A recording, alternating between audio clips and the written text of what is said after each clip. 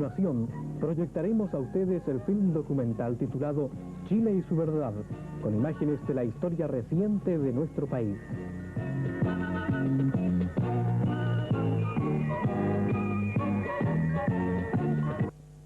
Narración Fernando James. Argumento y texto Hermógenes Pérez de Arce. Ayudante cámara José Salazar. Corte de negativo Carlos Vargas. Jefe electricista Manuel Soto. Títulos: Gustavo Perales. Coordinador Fernando de la Cerda. Director Aliro Rojas Beal. A Chile Films le correspondió terminar la referida película realizando los procesos de una nueva filmación, compaginación y sonorización, en la cual prestaron su colaboración las siguientes personas. Dirección: Hugo Gálvez.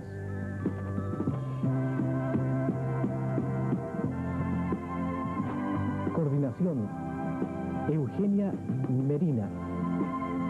Cámara: Eduardo Soto. Seferino Ursúa. Montaje y corte negativo Alfonso Quiñones. Sonido: René Arias y Eduardo Nasta. Guión y texto Hermógenes Pérez de Arce. Locución Fernando James. Música Chile eres tú, de Braulio Arenas y José Manuel Silva. Coro municipal dirigido por el señor José Manuel Silva. Agradecemos la colaboración de Instituto de Estudios Generales, Compañía Manufacturera de Papeles y Cartones, Sociedad Anónima, Empresa Pesquera Eperva, Sociedad Anónima, Fábrica de Chocolates Costa, Sociedad Anónima Comercial, Fiat Chile, Sociedad Anónima, Fideos y Alimentos Carosi, Sociedad Anónima, Madensa, Manufacturera de Metales, Sociedad Anónima, Maderas Prensadas Cholguán, Sociedad Anónima, Sociedad Industrial Pizarreño, Sociedad Anónima, Yarude S.A. Manufacturas Chilenas de Algodón, Compañía Chilena de Electricidad, señora Berta Correa, Fernando James, Antonio Zabaleta, Hermógenes Pérez de Arce. Estudios de grabación Sonotec.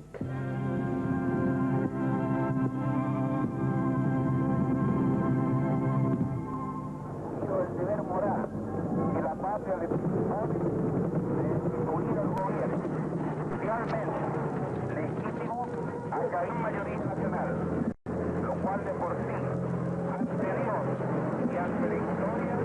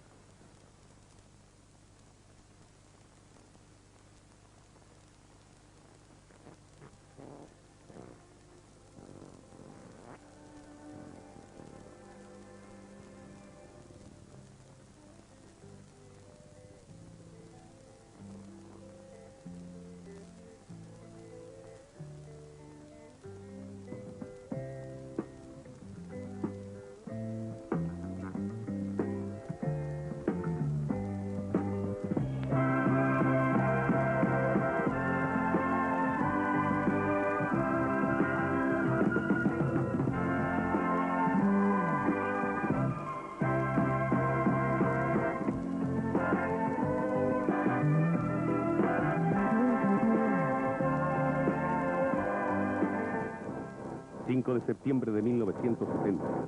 Allende había obtenido estrecha mayoría relativa. Un diario comunista se regocijaba a su modo. Un país aturdido por la sorpresa, porque casi 2/3 de los chilenos no querían socialismo marxista. El hecho de tenerlo a un paso del poder fue un golpe para ellos.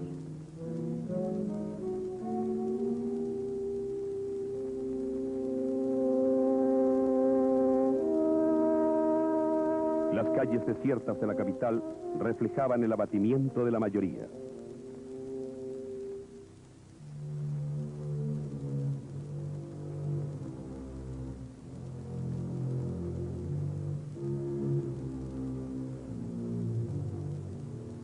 Allende necesitaba la ratificación del Parlamento para ser presidente. Obtuvo el apoyo de la democracia cristiana solo después de incorporarse a la Constitución un estatuto de garantías para fortalecer los derechos de las personas. Nadie confiaba en los marxistas. Al votar el estatuto en el Senado, Allende declaró que era una regla moral ante su propia conciencia y ante la historia. Pero poco después, entrevistado por el marxista francés Roger Debré, describía el estatuto como una necesidad táctica. Lo importante en ese momento, agregaba, era tomar el gobierno.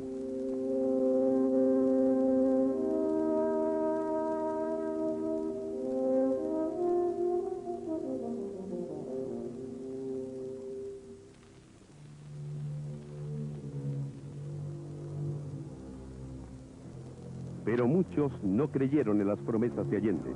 Liquidaron sus bienes a vil precio y abandonaron el país antes de que el primer presidente marxista asumiera el poder.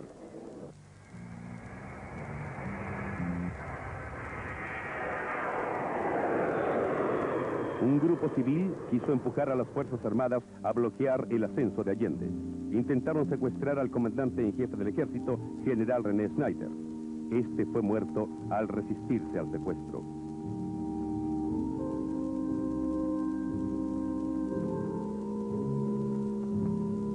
Así llegó Allende a la presidencia de la República un 5 de noviembre de 1970.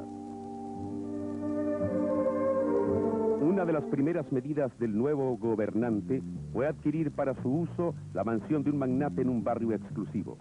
La hizo rodear de inmensos muros que la convirtieron en una verdadera fortaleza. Además, a los pocos meses de gobierno, su secretaria privada aparecía comprando con misteriosos recursos una segunda mansión a su nombre, el Cañaveral, en los faldeos cordilleranos.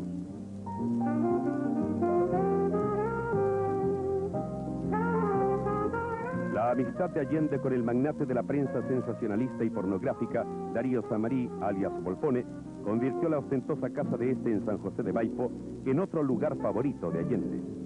A cambio de su incondicionalidad, Samarí gozó de exclusivos privilegios tributarios, entre ellos un decreto de liberación de derechos para internar bienes de capital que lo benefició exclusivamente a él. Pese al Estatuto de Garantías, a las 2 semanas de gobierno ya el país comenzó a vivir en un clima de violencia en lugar de la prometida legalidad. 5.700 viviendas habían sido ocupadas por la fuerza ya el 24 de noviembre del año 70. Más de 1.000 predios agrícolas corrieron la misma suerte en los meses que siguieron. Al cuerpo de carabineros no se le permitía actuar contra los usurpadores y en cambio se le ordenó frecuentemente reprimir a quienes pretendieron defender sus derechos usando la fuerza contra la fuerza. Un carabinero que usó su arma de servicio contra un ocupante ilegal fue sometido, según palabras del propio Allende, a sumario con mayúsculas. Hubo, por tanto, violencia frecuente entre civiles que defendían sus derechos y otros que pretendían arrebatárselos por la fuerza, secuestrar a sus familias o robar animales y siembras. La policía no podía intervenir. Este clima se extendió por todo el territorio. Las víctimas iban quedando en el camino.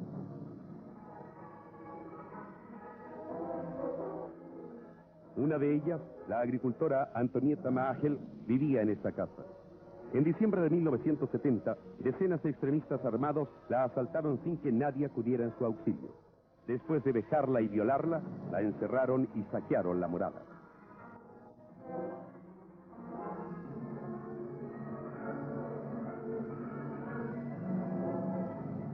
Desde esta ventana, la desesperada mujer miró por última vez lo que era suyo y se quitó la vida mientras el saqueo proseguía.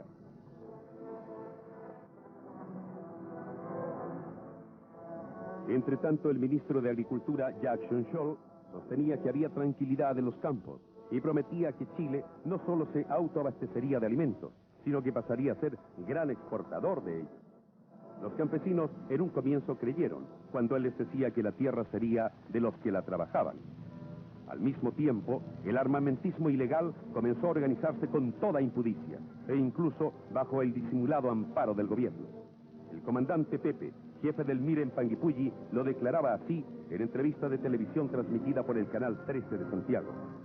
Pese a que los tribunales despacharon contra él órdenes de aprehensión por sus asaltos a mano armada, el ministro del Interior, José Toá, encargado por la ley de hacer cumplir esas órdenes, hacía caso omiso de ellas.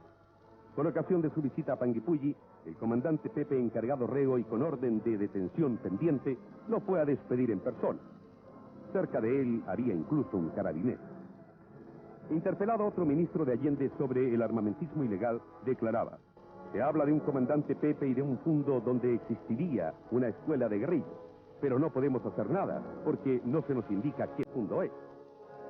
Un diputado socialista, Pedro Jáuregui, que confirmó las denuncias de la oposición sobre grupos armados y los acusó de violencias y pendido de sus derechos por la directiva del partido, en el cual militaba también el propio Allende.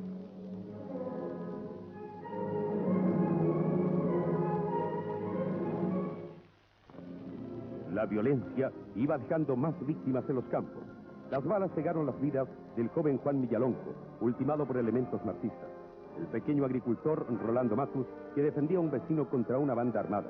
Del capataz Domingo Soto, que quiso atravesar un cerco de ocupantes ilegales para llegar a su casa. Del universitario minista Jorge Fernández, a quien le estalló una granada en el bolsillo mientras hacía trabajos voluntarios en el sur. Del enólogo Gilberto González, asesinado por un grupo milista que asaltó su casa en Rancagua, y de muchos otros. Escenas como estas se hicieron frecuentes en los campos chilenos. Los carabineros tenían prohibición de actuar, salvo para impedir la autodefensa de los asaltados.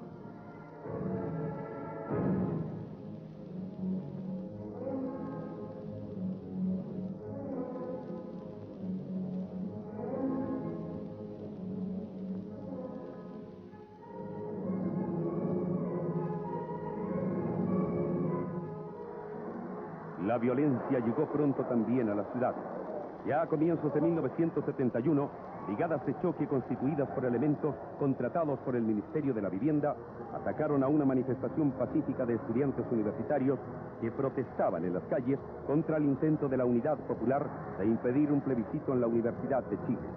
Y también atacaron a otra marcha estudiantil convocada para defender al Canal 13 de televisión de la Universidad Católica, que era objeto de la persecución oficial.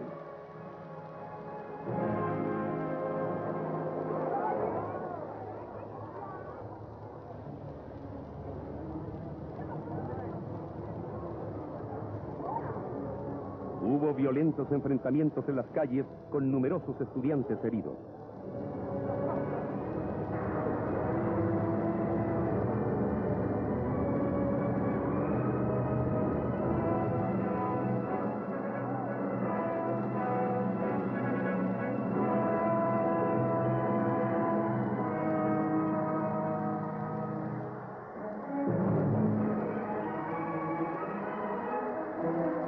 Pero el marxismo necesitaba concientizar a la población. Usó para ello el poder económico que le daba el gobierno y la millonaria ayuda de los países socialistas. Desde luego, la vieja maquinaria gráfica de la imprenta del Partido Comunista fue súbitamente reemplazada por una moderna y dotada de los mayores adelantos tecnológicos donada por el gobierno títere checoslovaco. Se imprimió propaganda marxista en cantidades fabulosas. Sin embargo, el decano de la prensa chilena, el Mercurio, sufrió la confiscación de toda su documentación contable. Además, se prohibió publicar avisos fiscales en diarios no marxistas. Entre tanto, los diarios La Mañana de Talca y El Sur de Concepción eran violentamente usurpados por elementos gobiernistas sin que nada hiciera la fuerza pública por evitarlo. Y el gobierno controlaba 8 de 13 diarios de la capital, el 70% de las radios, y la única estación de televisión de alcance nacional.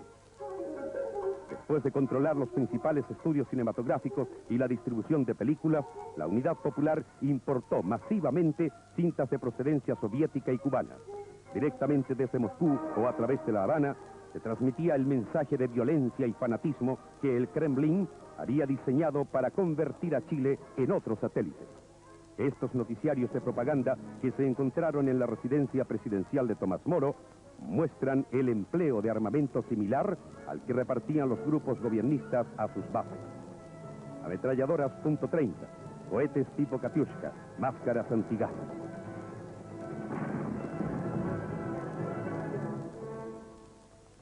En estos noticiarios cubanos se hacía también la apología de la violencia física y la destrucción del adversario. Estaban destinados a enseñar cómo llevarla a cabo.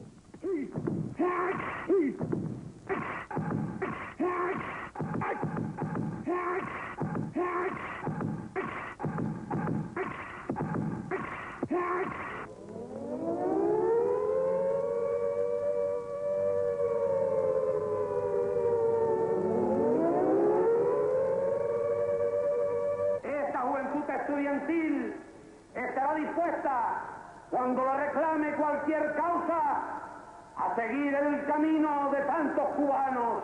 El compromiso de tener la mano dispuesta para el arma cuando llegue el momento y tener el corazón puesto en la patria socialista. Todos tenemos un ideal, luchar por Cuba, por libertad. No somos uno, no somos dos, somos un pueblo, juntos y bien, salvar a Cuba es nuestro deber. Algunos marxistas chilenos aprendieron la lección de violencia. En 1971, Allende había indultado a más de 40 extremistas de izquierda anteriormente procesados por la justicia.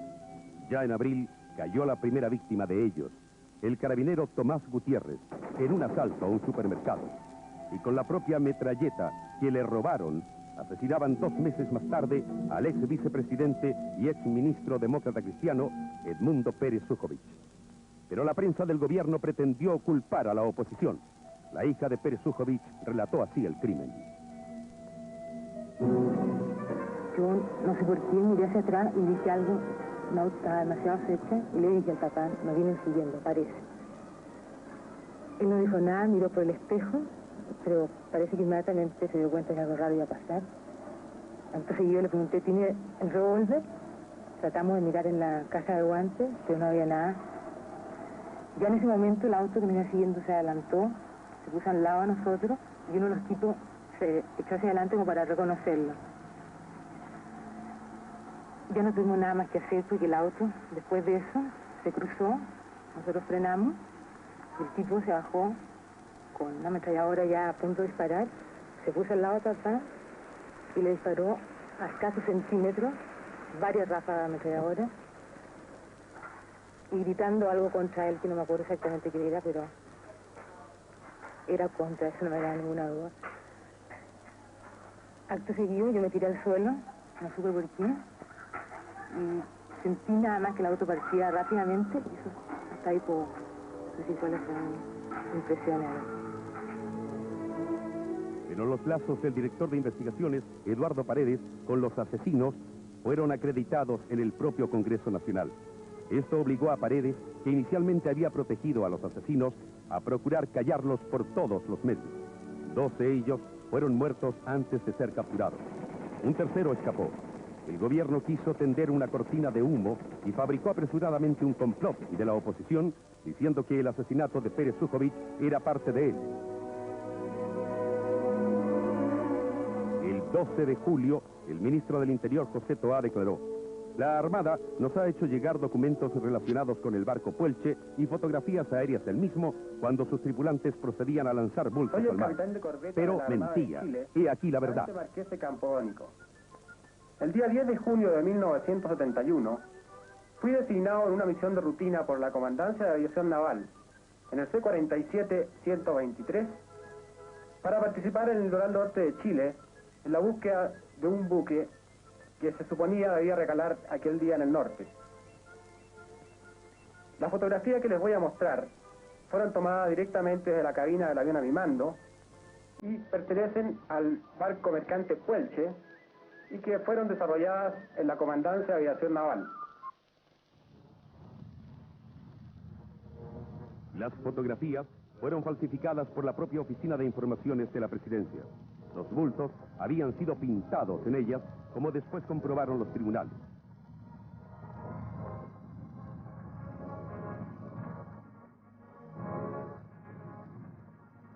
El restante asesino de Pérez Sujovic, Heriberto Salazar, sabiéndose condenado a muerte por sus camaradas, quiso vengarse de Paredes, que los había traicionado, y perpetró un solitario asalto a investigaciones en su busca.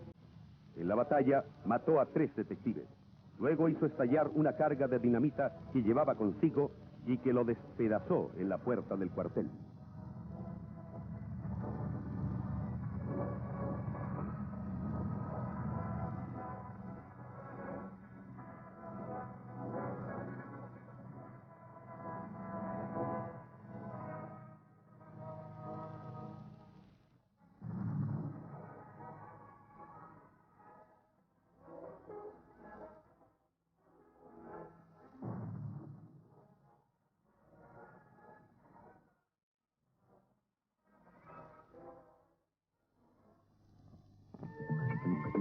Algunos negocios raros también empezaron a tener lugar. En agosto de 1971, Allende dirigió una curiosa carta pública a su ministro de Minería denunciando un negociado para entregar a la firma suiza Internodia el monopolio de las ventas del cobre chileno. Fueron detenidos, entre otros, el yugoslavo residente Zvonimir Medovic y el árabe residente Nasim Keilani, acusados por el gobierno de complotar con la CIA para hacer bajar el precio del cobre. Después de un largo proceso judicial, se supo que Medovic había sido socio comercial de Allende años antes y que Keilani le había solicitado una entrevista personal antes de la denuncia. Los tribunales debieron sobreseer a los acusados por falta de antecedentes. El gobierno se negó a apelar esa resolución y el asunto denunciado en un principio como complot imperialista quedó cubierto por el olvido, como convenía al gobierno que sucediera. Entre tanto, el ministro de Economía, Pedro Buscovich, había descubierto la panacea. Si tantos chilenos no tenían suficiente dinero, ¿por qué no fabricar más dinero? Para evitar las alzas de precios, se decretó la congelación de ellos. Y para remediar la escasez, se compró en el exterior todo lo que podía faltar. En un año, se gastó casi la totalidad de las reservas de dólares que había al asumir Allende. Luego se emprendió la incautación de industrias. Hubo trabajadores que se opusieron, pero fueron despedidos. He aquí un ejemplo. En apoyo a estos compañeros que habían sido despedidos.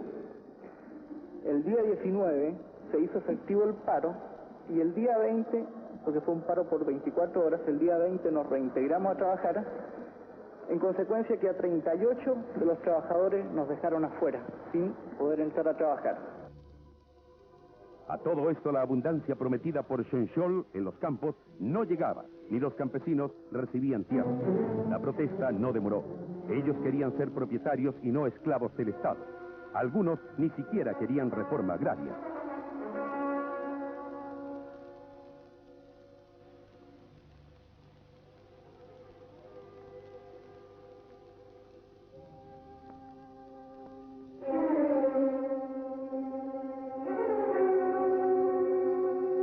La violencia arreciaba.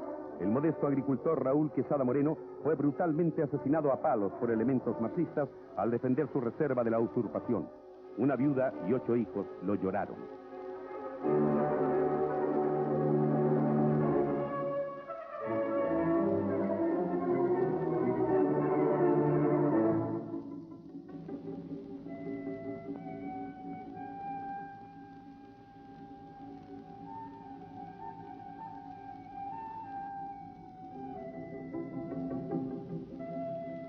La escasez de alimentos llegó pronto a las ciudades. Aparecieron las colas para adquirir artículos esenciales. Un humorista comentó a fines de 1971 que el tránsito al socialismo había que hacerlo en fila india. En ese clima de violencia y escasez llegó de visita a Chile el primer ministro de Cuba, Fidel Castro.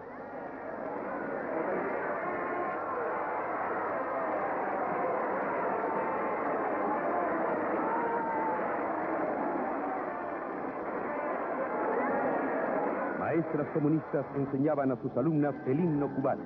Las banderas chilenas no se veían por ninguna parte. Castro pidió una. Solo las había soviéticas y cubanas.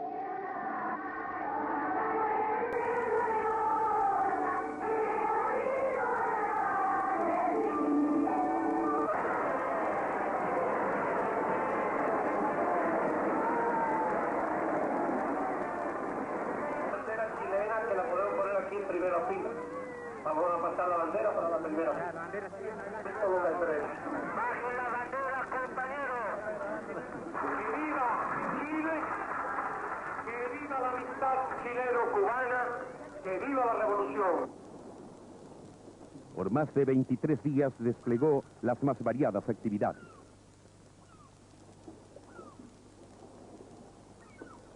Porque esta delegación y todos nosotros parecíamos niños de 12 años en la costa del Pacífico.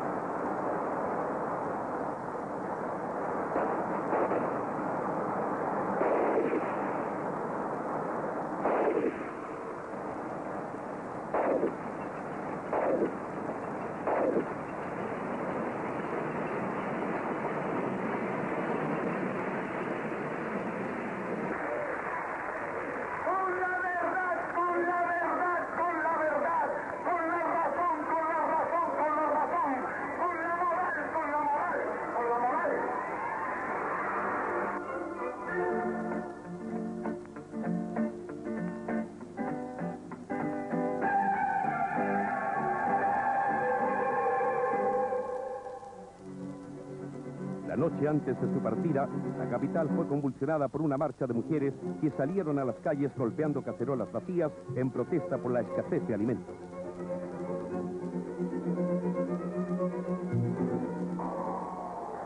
Pero el gobierno desató contra ellas la represión más violenta, a la cual añadió la agresión de sus brigadas civiles de choque. Centenares de mujeres indefensas cayeron asfixiadas o heridas bajo las bombas lacrimógenas y los golpes de lajes y cadenas.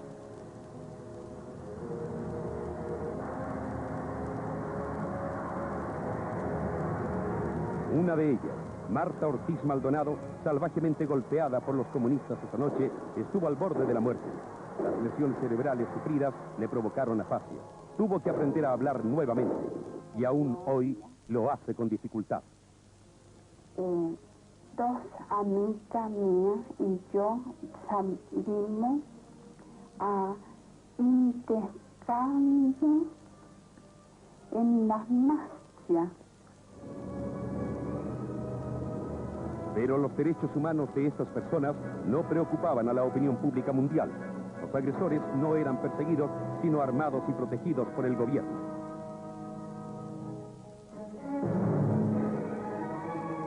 La marcha de las cacerolas fue una chispa que encendió el descontento latente.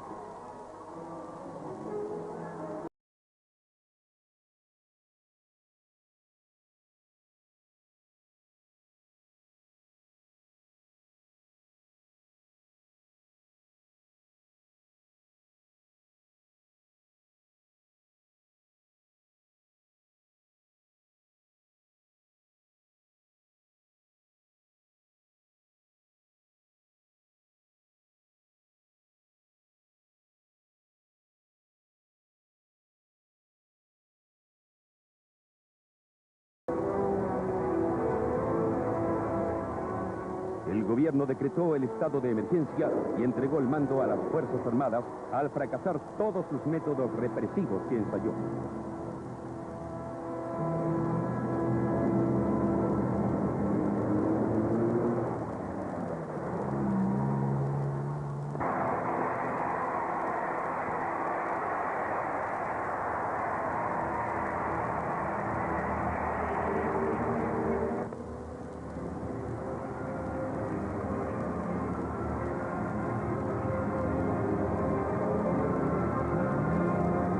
Fuerzas Armadas tuvieron que restablecer el orden.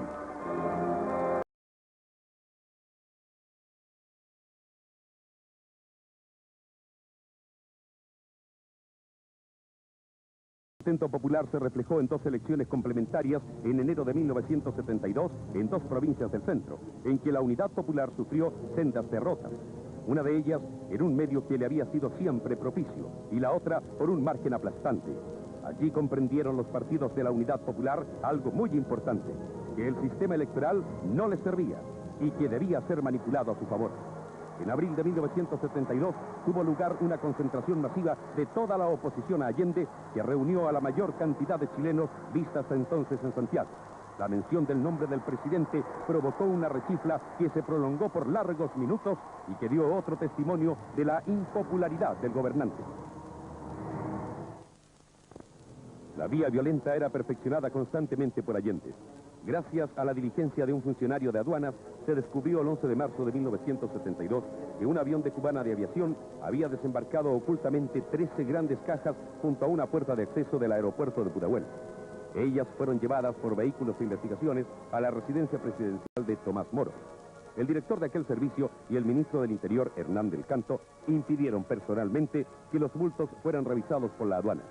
El gobierno, a través del subsecretario del Ministerio del Interior, Daniel Vergara, dio distintas versiones sobre su contenido. Finalmente, Allende reconoció, ante un requerimiento de la Contraloría, que los bultos los tenía él y que oportunamente daría a conocer su contenido, pero nunca lo hizo. Solo en septiembre de 1973, en el domicilio del director de investigaciones, Eduardo Paredes, la policía encontró finalmente las listas descriptivas del contenido de los bultos cubanos: ametralladoras, pistolas, bazucas y municiones. Una vez más, el presidente había engañado al pueblo.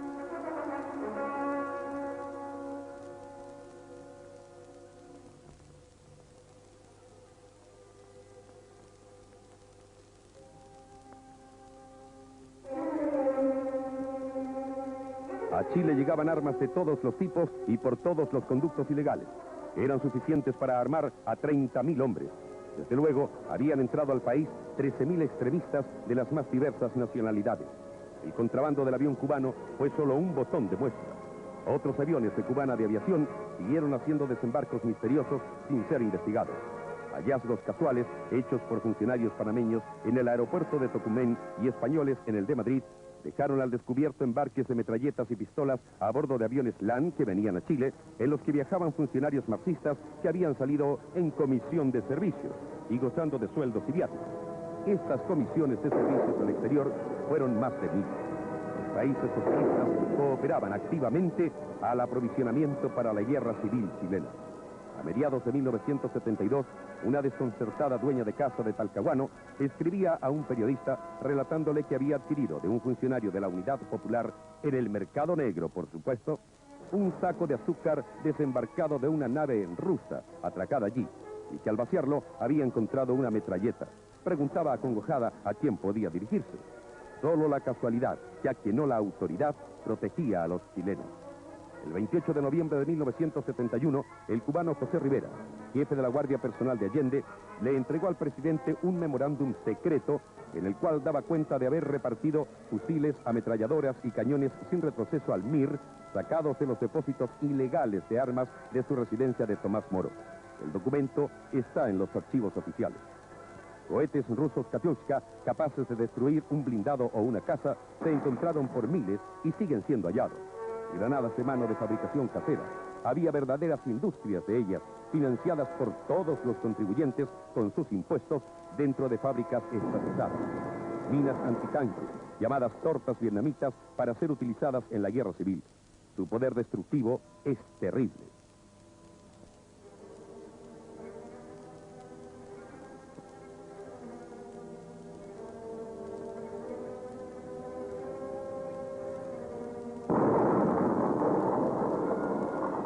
Se obraba mientras se predicaba contra la guerra civil.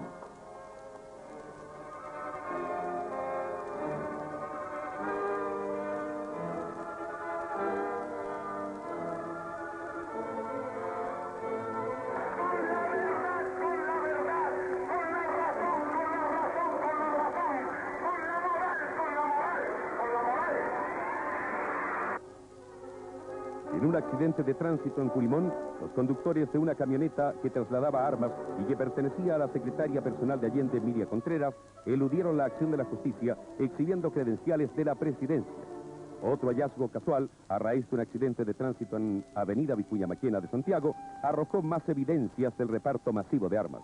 En el Parlamento se dio a conocer una larga lista de militantes y jefes del Partido Socialista que en el día del accidente habían recibido o debían recibir sus respectivos fusiles y metralletas. Estas armas tenían como fin matar a otros chilenos. El 23 de mayo de 1972, el propietario de un frigorífico ocupado por militantes socialistas y del MIR fue baleado por la espalda. Así relatan sus hijos el trágico episodio. Entre ellos un exiliado político que hacía clase de extremismo en General Insa, muy próximo aquí. Desde ese momento de que fue tomado el frigorífico, estuvimos constantemente haciendo contactos para ubicar a Alfredo Añañán, director de investigación en aquella época, con la finalidad de que se autorizara al técnico para que le permitiera el ingreso al frigorífico a tomar control de las máquinas, ya que estas trabajan con gas de amoníaco y corría el riesgo de que se paralizara la bomba de agua y siguieran funcionando los compresores, lo cual era un eminente riesgo de explosión y era la mayor preocupación nuestra. Y en el momento preciso que nosotros entramos ya se empezaron a producir los disparos. Nosotros nos refugiamos hacia un costado.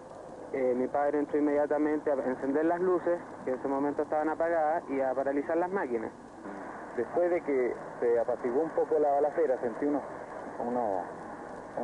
balazos aquí en el callejón, me vine acercando hacia aquí, hacia el callejón, y vi que venía mi padre con la mano aquí en el hombro.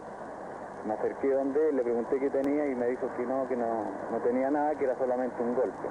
Al salir ya hacia fuera del frigorífico, camino a Melipilla, se me cayó en los hombros y vi que sangraba por aquí y aquí en el hombro. De ahí lo subimos a un auto y lo llevamos al hospital Barros Luco, en el cual 20 minutos después falleció a causa de una anemia aguda, por causa de tenía 3 balas, una en el brazo y 2 aquí debajo de la tetilla. Un obrero pasajero de un taxibús fue asesinado por un miembro del aparato armado socialista a raíz de una discusión derivada de un accidente del tránsito. El asesino, Luis Benavente, viajaba en un vehículo con transmisor de radio, a través del cual, desde el lugar de los hechos, se comunicó con el director de investigaciones, Eduardo Paredes, quien le aconsejó no decir nada a la policía. Pero esta conversación fue grabada casualmente por un radioaficionado y dada a conocer por el parlamentario Víctor García en el Senado.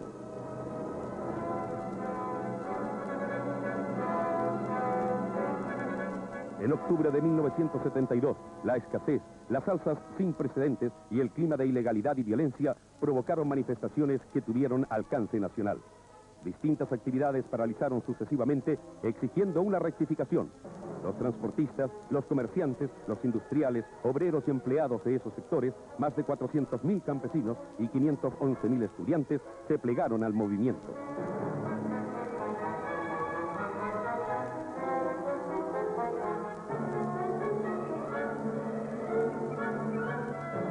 El 16 de octubre, destacados políticos de oposición hacían terminantes declaraciones.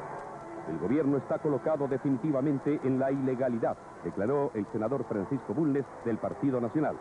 El presidente Allende ha quebrado el régimen legal del país, señaló Américo Acuña, senador de la izquierda radical.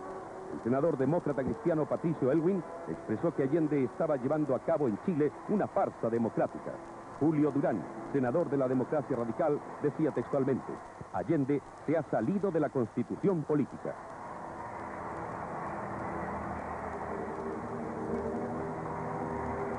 El país se llenó de barricadas. Aparte de las fuerzas de orden, el gobierno pretendió utilizar a sus brigadas civiles de choque para reprimir a las masas. Hubo violentos enfrentamientos y centenares de heridos.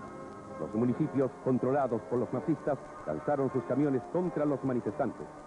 Desde ellos, los milicianos socialistas, comunistas y del MIR, en más de una ocasión, dispararon armas de fuego.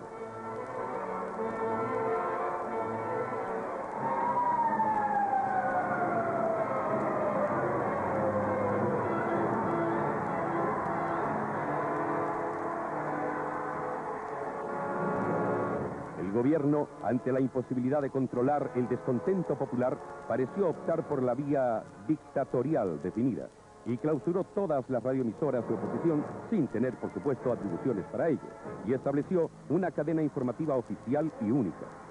Pero, así y todo, la rebeldía popular subsistió, y una vez más Allende tuvo que pedir auxilio a las Fuerzas Armadas para restablecer alguna calma.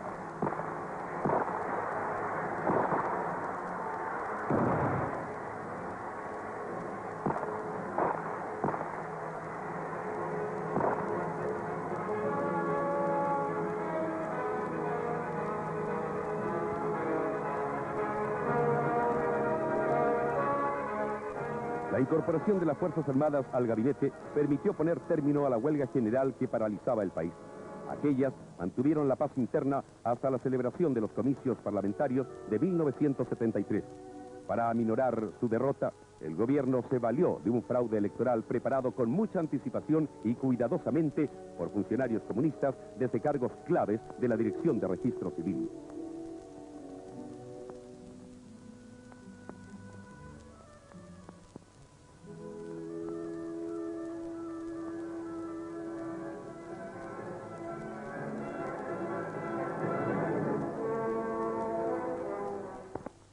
En el mes de julio de 1973, en mi calidad de decano de Derecho de la Universidad Católica y en representación de una comisión de profesores de esa facultad, puse en conocimiento de la opinión pública un cúmulo de antecedentes que demostraban que en la última elección de parlamentarios se había cometido un fraude electoral.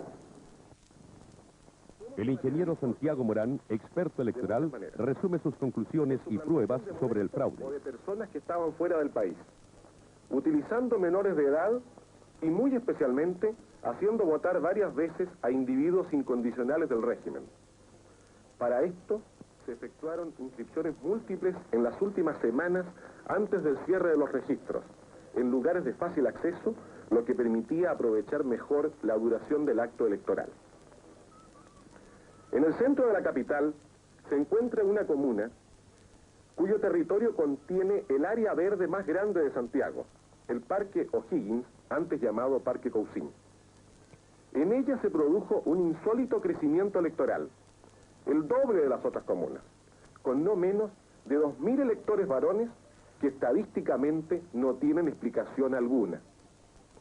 ¿De dónde salieron estos electores fantasmas? En las primeras mesas, formadas antes de agosto del 72, la Unidad Popular no llega al 40%. En cambio, en las 13 últimas, que se inscribieron en los 60 días antes del cierre, la coalición marxista obtiene porcentajes que van del 70 al 85%. Pueden ver, señores espectadores, un registro de estas mesas, borrado completamente y vuelto a escribir con una caligrafía que no corresponde precisamente a la que debe tener un funcionario del Estado responsable de un acto tan delicado como es la inscripción electoral. La ley de elecciones entonces vigente establecía que el ciudadano debía acreditar el lugar preciso de su domicilio mediante un certificado policial u otros documentos probatorios.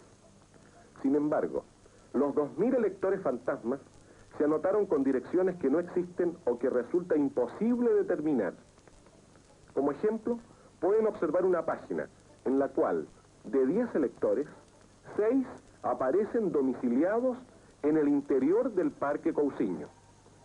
500 individuos hicieron lo mismo. Hay individuos que sufragaron 2 veces en la misma mesa con identidades distintas. Incluso, hemos llegado a determinar, mediante un análisis dactiloscópico, que algunos de ellos no tuvieron la precaución de cambiar el dedo. Marcaron 2 veces el pulgar derecho y aparecen así, sin lugar a dudas, con doble votación en el mismo registro. La investigación continúa.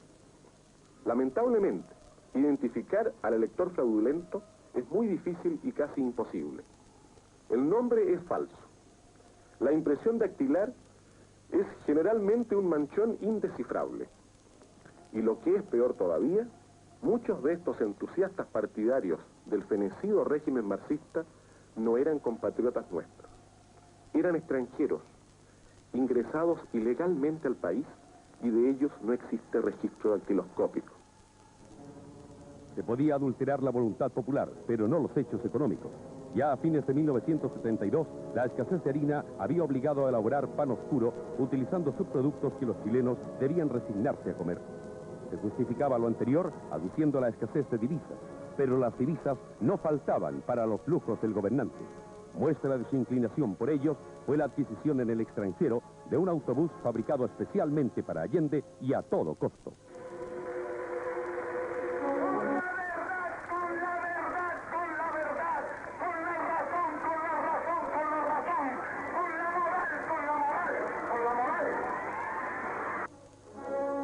El armamentismo de izquierda cobraba nuevas víctimas.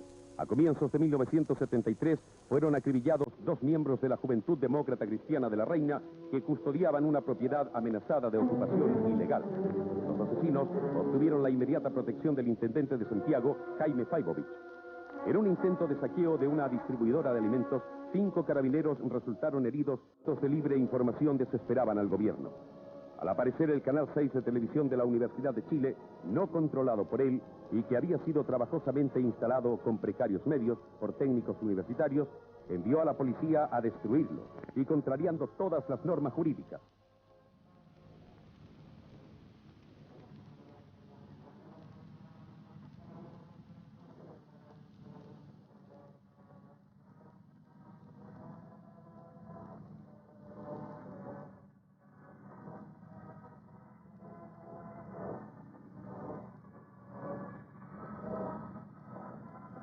La violencia cobraba más víctimas.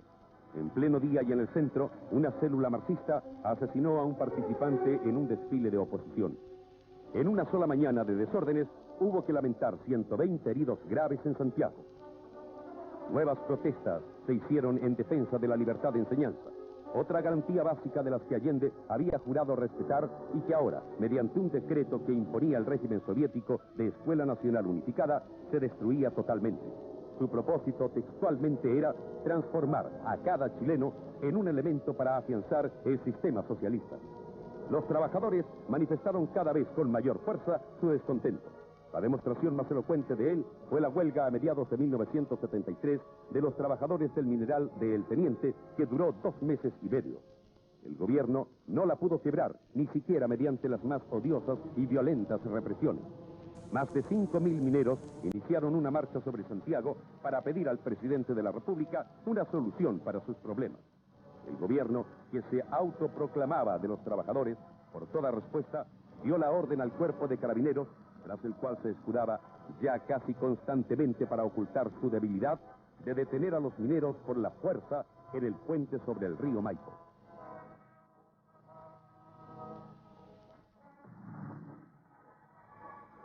Inútiles fueron los intentos de mediación de parlamentarios opositores que deseaban evitar la violencia.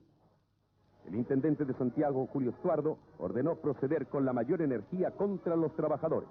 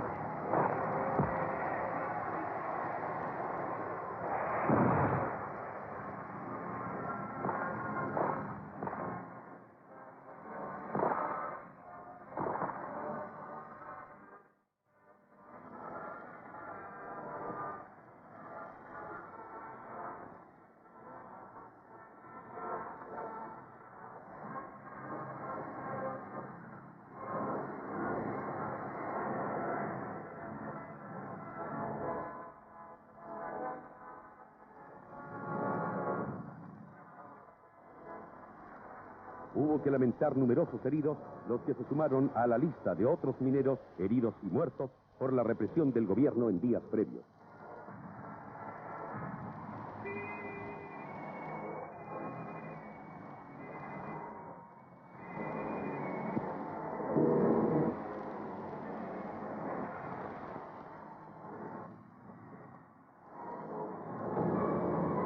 En horas de la noche, miles de trabajadores vadearon el río y lograron llegar a Santiago al día siguiente. La Universidad Católica les brindó asilo contra la persecución del gobierno y de sus cuerpos de choque.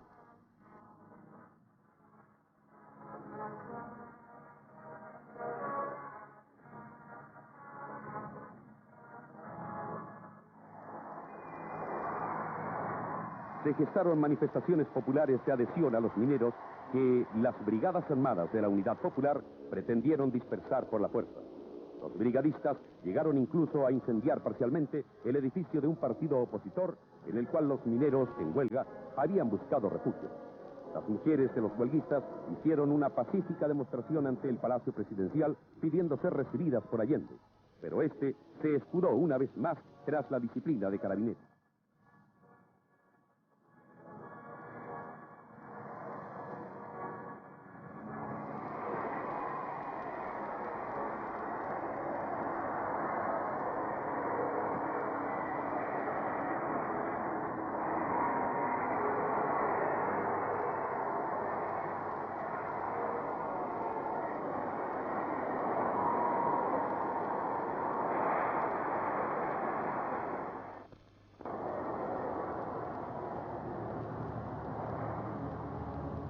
La violencia callejera se hacía cada vez mayor, como consecuencia del descontento popular. Las víctimas fueron numerosas.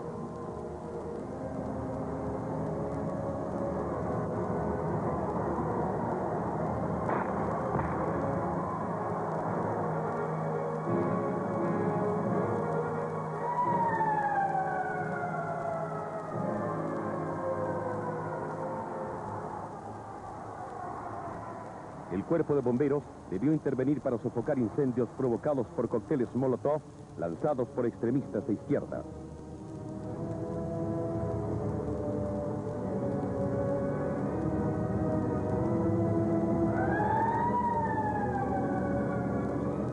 Sabiéndose fuera de la Constitución, Allende ya ni siquiera se atrevía a decretar el estado de emergencia, pues ello habría dado a las Fuerzas Armadas el control del país, y no quería correr el riesgo de que ellas desarmaran y desmantelaran el ejército revolucionario ilegal que socialistas, comunistas y la izquierda marxista en general habían ido reclutando y equipando tan secreta como concienzudamente.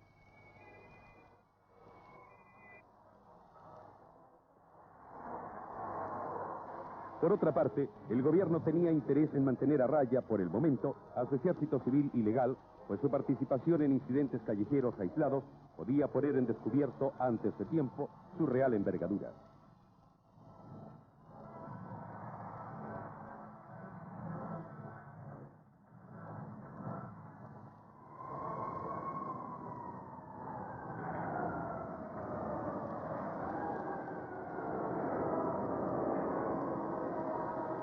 Sin embargo, comenzaron a aparecer cada vez con mayor frecuencia elementos con armas de fuego que intervenían contra los manifestantes de oposición.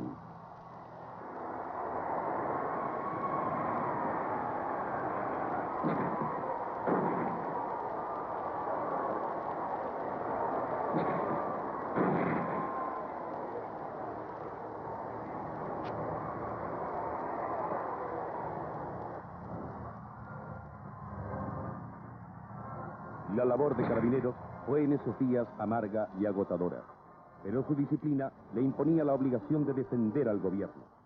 La ciudad de Santiago, como otras del país, se convirtió en un campo de batalla saturado de gases lacrimógenos, pedradas y disparos. Nadie podía sentirse ya a salvo en las calles a ninguna hora del día.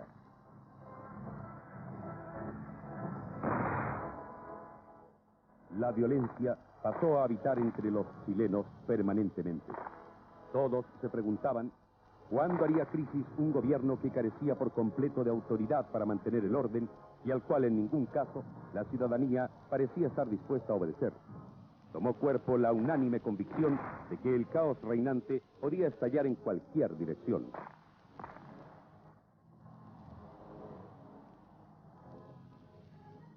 Un anticipo del desenlace inevitable tuvo lugar el 29 de junio de 1973. Varios tanques de una unidad blindada rodearon el Palacio de la Moneda e hicieron algunos disparos.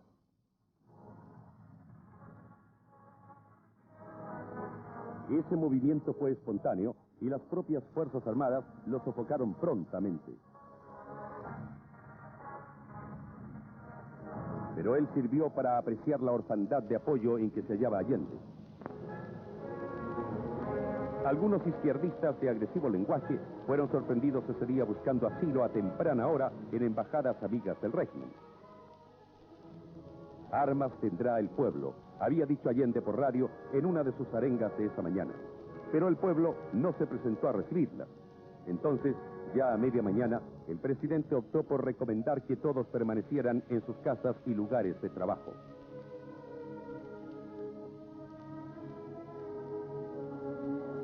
La quiebra de la juridicidad había llegado a un límite insostenible. Así lo aseveraba la Corte Suprema en pleno, según palabras de su presidente de la época, don Enrique Urrutia. Al presidente de la República, por enésima vez, la actitud ilegal de la autoridad administrativa. Y el Contralor General de la República, Héctor Humérez, decía: con quien habla, le manifestó que tenía temor que la Corte Suprema de Justicia, frente a un requerimiento, dijese que la reforma era inconstitucional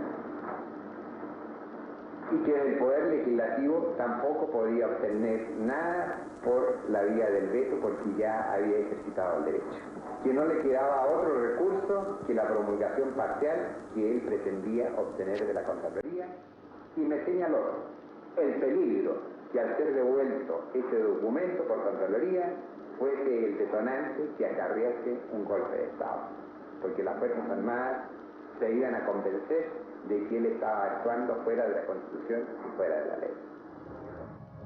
Un nuevo paro nacional comenzó a fines de junio de 1973.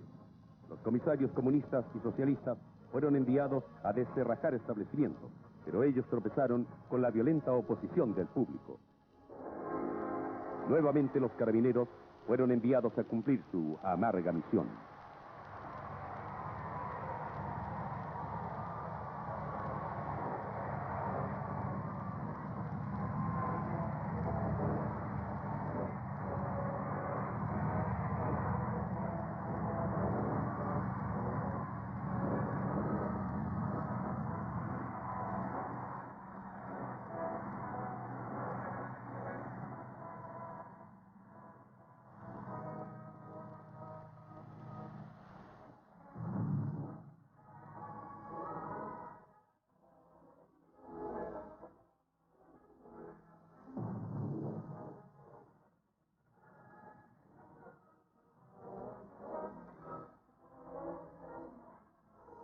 La evidencia de que el gobierno preparaba un golpe sangriento se hizo sensible especialmente en el sur. Allí el MIR, dirigido por el comandante Pepe, que había enseñoreado de regiones enteras y presionaba a la población. Siguió activando dentro de esta zona de Virginia entre las comunas indígenas también, en la cual nosotros no la aceptamos nunca. Sí. Conocí el Pepe cuando estaba haciendo rebelión en la casa de Machuca, conquistando a la gente para hacer un número de 40, para hacer la toma en Carranco. Y también tenía intenciones de entrar en las comunidades, pero que nosotros más o menos teníamos idea que los quería entregar ese conocimiento marxista y nunca quisimos entrevistar con él.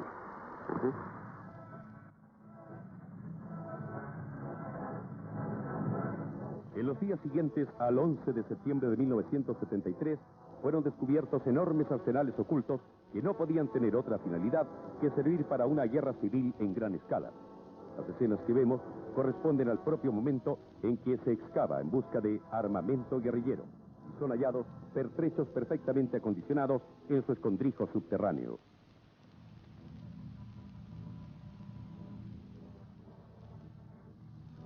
El corvo que usa el militar para abrir los cajones perteneció precisamente al comandante Pepe.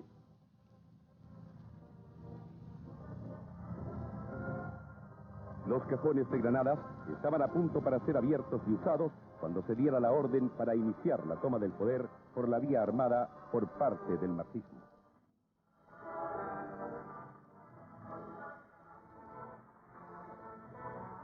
Todo esto solo había sido posible merced a la protección y apoyo brindados por el gobierno. Así, se formó un ejército capaz de llevar a cabo la toma del poder en el momento oportuno.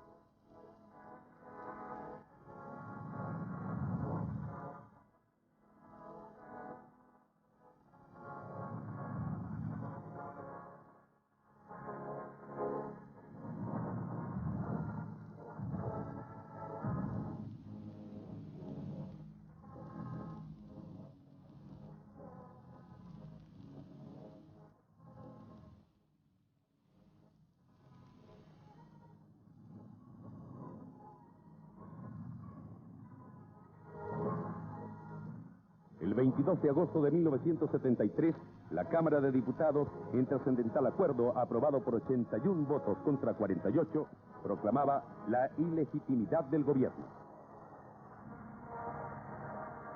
En esos mismos días, las manifestaciones juveniles que pedían el retorno a la constitucionalidad eran agredidas a bala desde edificios públicos por los irregulares de izquierda. Frente al Congreso Nacional, en un edificio de la Corpo, funcionarios marxistas diezmaron con armas largas a manifestantes desarmados. Uno de ellos, el universitario Diego Lepe, fue filmado por la televisión tras caer con una bala en la cabeza en medio de un charco de sangre. La violencia alcanzaba ya un grado intolerable.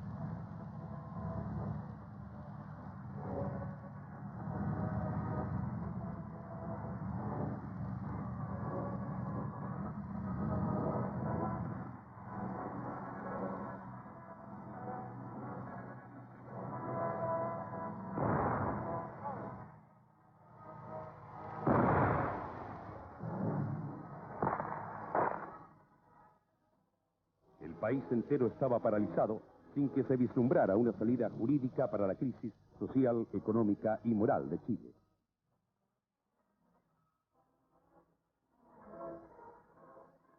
Mediante desesperadas acciones, el gobierno intentaba quiebrar la huelga, pero sin lograrlo.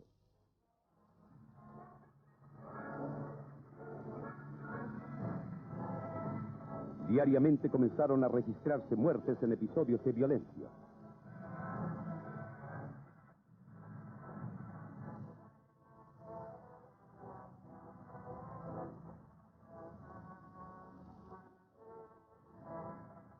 El camionero Mario Montuschi recibió una bala en la espalda durante una acción represiva ordenada por el gobierno.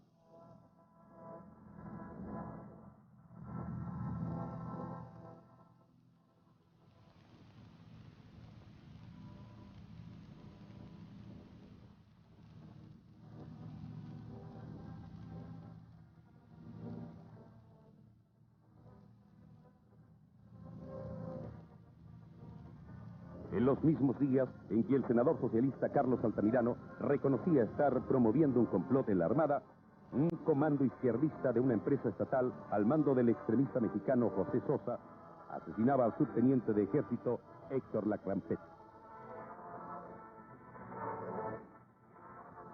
Queriendo capitalizar en su favor el clima de anarquía, Allende hizo visibles esfuerzos por descabezar a las Fuerzas Armadas y así conseguir el poder total.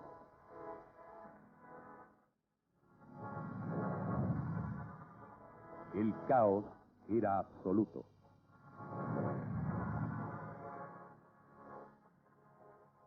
Pero el pueblo hacía ya la que se llamó la última cola. reuniendo firmas para pedir la renuncia de Allende, única salida para la gran crisis nacional. Una multitudinaria manifestación de mujeres pidió a Allende a comienzos de septiembre que entregara el gobierno a quien pudiera evitar la inminente guerra civil.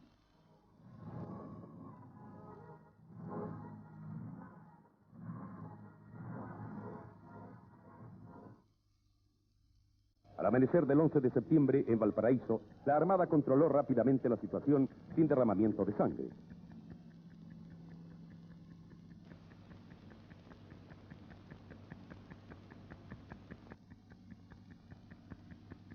En Santiago, el cuerpo de carabineros tomó el control de servicios claves, mientras en el centro de la capital, sus efectivos cooperaban con los del Ejército y la Fuerza Aérea para eliminar la breve, aunque encarnizada, resistencia armada de los irregulares marxistas.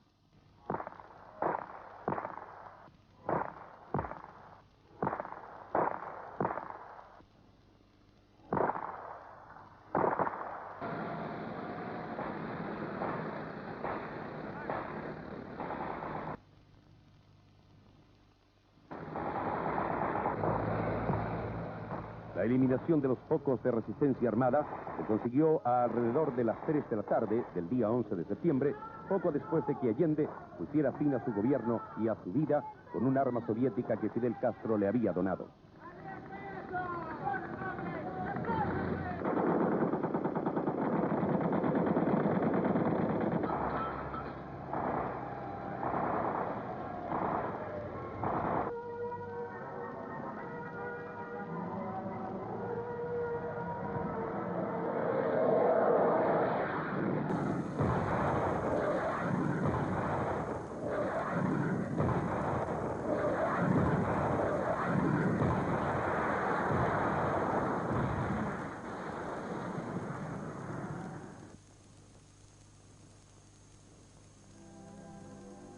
En pocos días, las actividades nacionales se normalizaron.